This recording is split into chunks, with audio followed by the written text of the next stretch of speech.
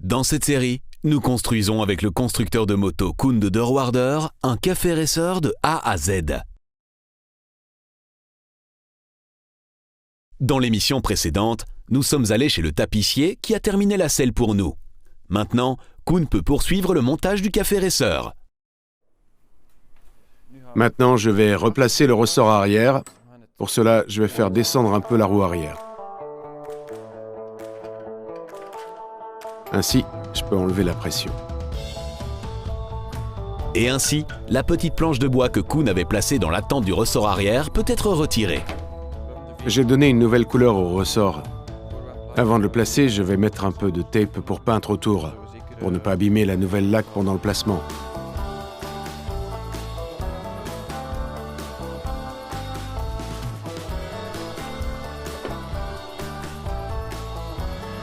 Ce bouton doit venir au-dessus.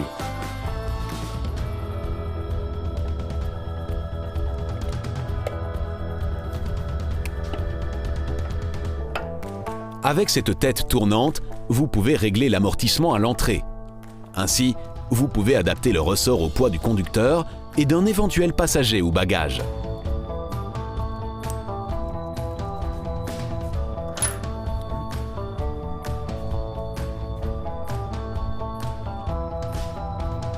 Le montage du ressort arrière n'est pas évident.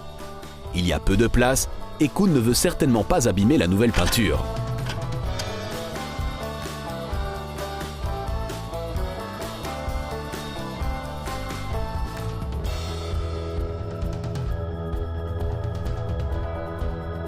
Koen laisse encore la roue un peu descendre pour refixer aussi le système de liaison.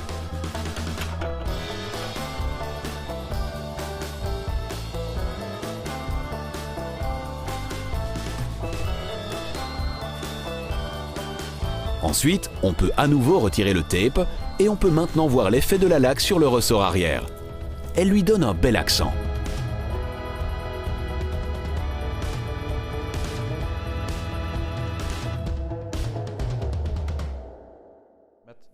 Le placement du ressort était la dernière partie structurelle du châssis. Ici aussi, je ne serrerai que plus tard les boulons, une fois que le café racer sera complètement remonté et qu'il sera sur le sol. Ainsi, je pourrai utiliser le bon couple de serrage des boulons. Je peux maintenant continuer le câblage des deux interrupteurs de commande. Ceci est un des interrupteurs d'origine. Les nouveaux ont évidemment d'autres câbles question couleur. Les interrupteurs s'emboîtent, mais l'ordre de succession sera différent. Je vais d'abord essayer de trouver quels câbles ont quelle fonction et quelle couleur. Ensuite, j'écris toutes les couleurs des anciens interrupteurs et je peux alors les comparer avec les nouveaux interrupteurs et ainsi tout faire fonctionner. J'ai également repris le schéma de câblage, mais je vais d'abord regarder sur l'interrupteur même, alors je peux plus rapidement observer quelques fils. Ceci par exemple, ça c'est le kill switch qui permet de couper le moteur.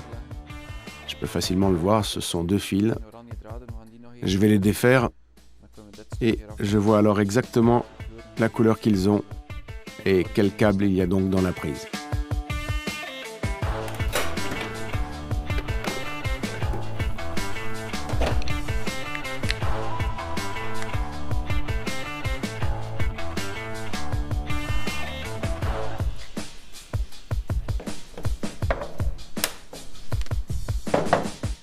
Comme vous le voyez, il y a ici un fil orange et un fil orange-blanc.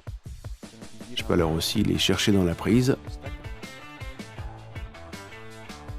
Voilà, ici l'orange et aussi l'orange-blanc.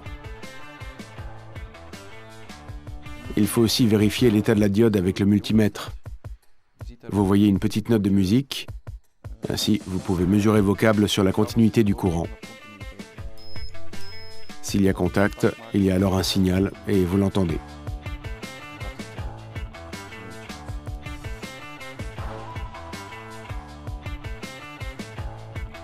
Je le mets donc ici dedans. Maintenant, on a de la continuité et le courant passe donc vers les bobines. Si vous mettez l'interrupteur sur stop, la continuité s'arrête.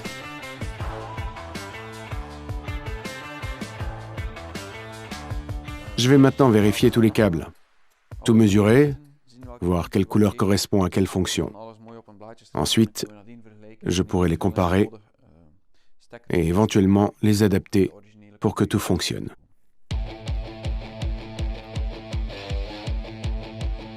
Un travail de longue haleine donc, mais essentiel pour que tout fonctionne.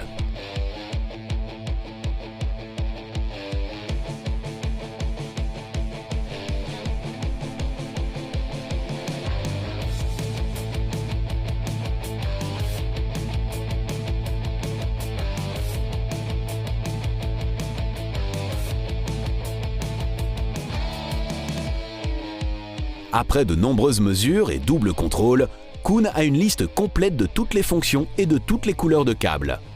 Je sais maintenant quelle couleur correspond à quelle fonction de tous les interrupteurs, tant les anciens que les nouveaux. Je peux maintenant adapter les prises des nouveaux interrupteurs afin que je puisse tantôt simplement les connecter au faisceau de câbles d'origine.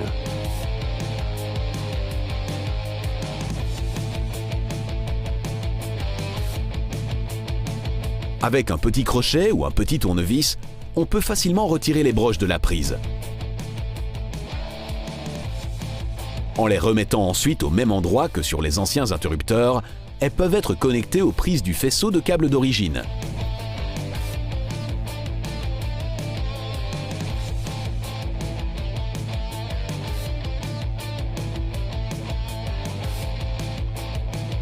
Tous les fils sont maintenant correctement connectés aux bons endroits dans les prises des interrupteurs de commande.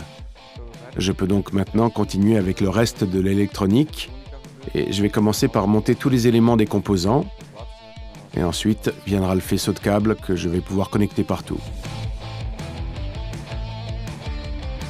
En premier lieu, la batterie au lithium. Ici vient le relais de démarrage,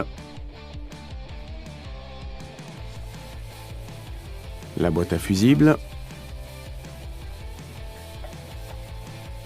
l'ordinateur et le relais des clignotants.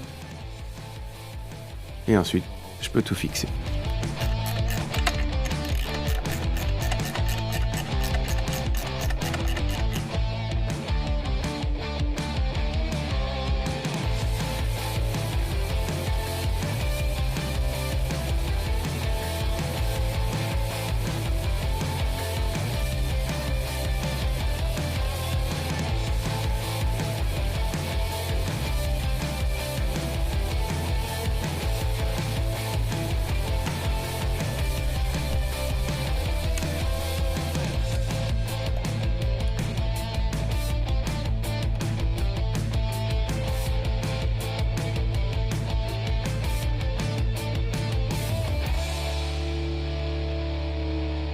Je peux maintenant aussi monter les clignotants arrière. Ils servent à la fois de lumière arrière et de lumière de stop. Pour cela, il y a ici deux petits supports, un de chaque côté. Je peux l'installer dessus et ensuite le connecter au faisceau de câbles existant. Lorsque vous changez les clignotants originaux par des clignotants LED, il y a beaucoup de chances que la fréquence de clignotement des nouveaux clignotants diffère des originaux. C'est dû au fait que la moto est équipée d'un relais clignotant mécanique et que la capacité des nouveaux clignotants n'est pas la même que celle des clignotants originaux. Du fait qu'il s'agit ici de clignotants LED, le relais devra donc aussi être changé par un relais LED.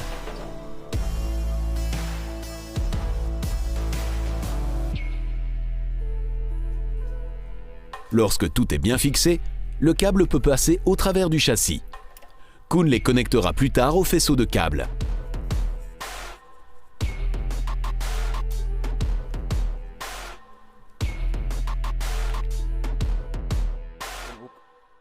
Je peux maintenant aussi placer la serrure de contact. Pour cela, j'avais soudé deux supports ici et je peux maintenant la visser. Ainsi, elle se trouve bien en dessous du réservoir, plutôt qu'au-dessus.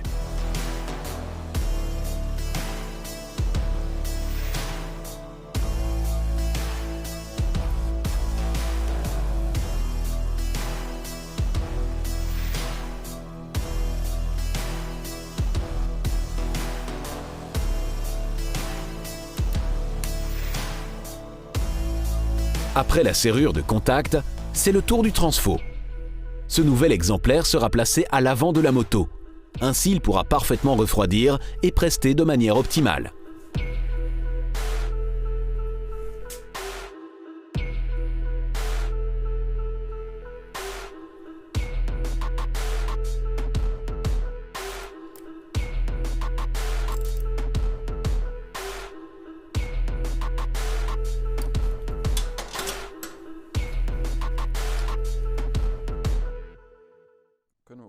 Je peux le placer devant les supports de lampe et donc plus tard aussi devant le phare. Je pourrais plus tard aussi y placer toutes les prises des interrupteurs.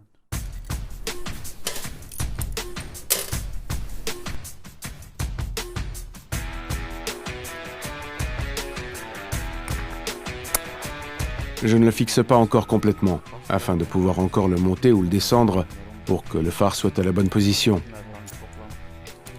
On doit encore pouvoir les mettre plus près ou plus loin pour pouvoir fixer le phare.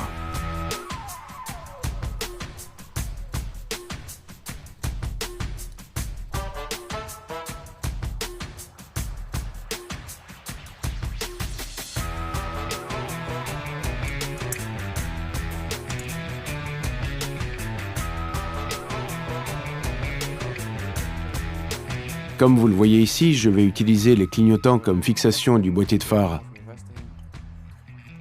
Ainsi, j'aurai donc un bel emplacement pour les clignotants et le boîtier de phare est en même temps fixé.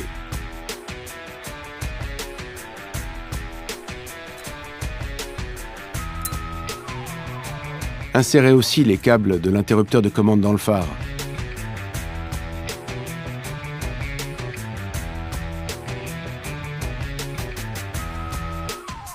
Et pour la vue, mettre aussi le verre dessus.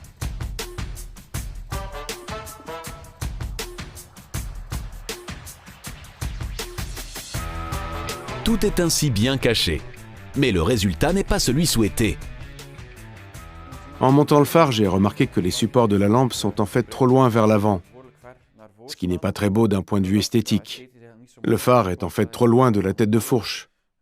J'ai heureusement encore quelques supports plus courts, et je vais donc les monter pour que le phare soit plus près de la moto. Cela sera plus beau s'il est plus près.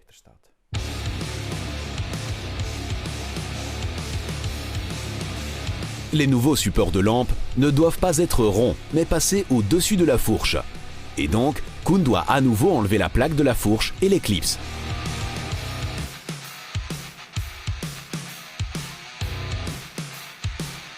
Donc ici, on a différentes formes en plastique. Ce sont des supports universels. Ils s'adaptent donc à différents diamètres de fourche. Je dois donc chercher le bon manchon.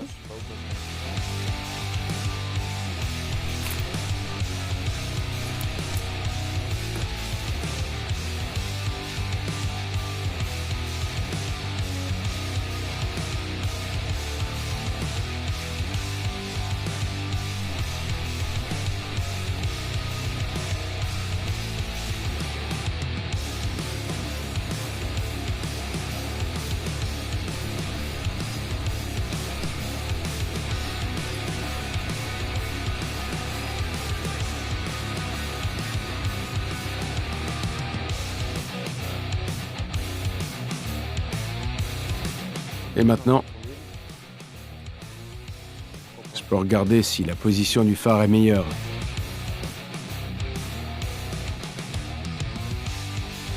Je n'ai pas encore fixé les supports. Je peux encore le faire plus tard.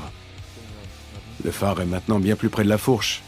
Et c'est beaucoup mieux d'un point de vue esthétique. Ici, il y a encore le compteur, mais avant, il y avait ici un très grand trou. Maintenant, il est bien rempli par le phare. Grâce au phare et au compteur, les câbles et les câbles de frein qui doivent encore passer ici seront beaucoup moins visibles.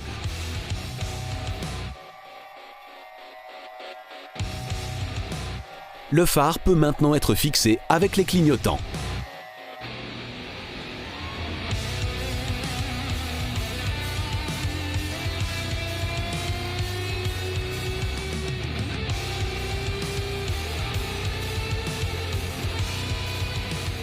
Tout est maintenant fixé avec les nouveaux supports de lampe.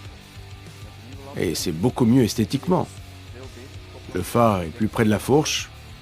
Je peux encore le placer plus bas ou plus haut, mais j'attends encore que le compteur soit placé. Dès que j'ai confirmé le choix du compteur, je détermine aussi sa position finale. Mais ici, la distance avec la fourche est déjà bonne.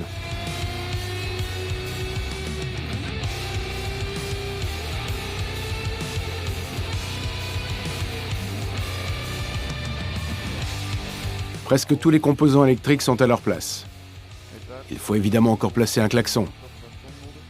Il viendra à l'emplacement d'origine, et ensuite, je peux voir si toutes les connexions sont bonnes. Je peux alors ouvrir le faisceau de câbles et voir où il faut éventuellement encore faire des adaptations.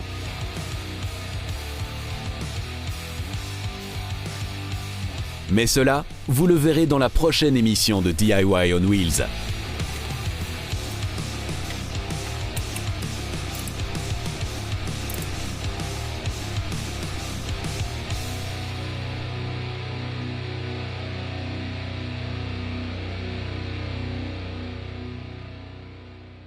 Vous y verrez Koen travailler au faisceau de câbles et au reste de l'électronique.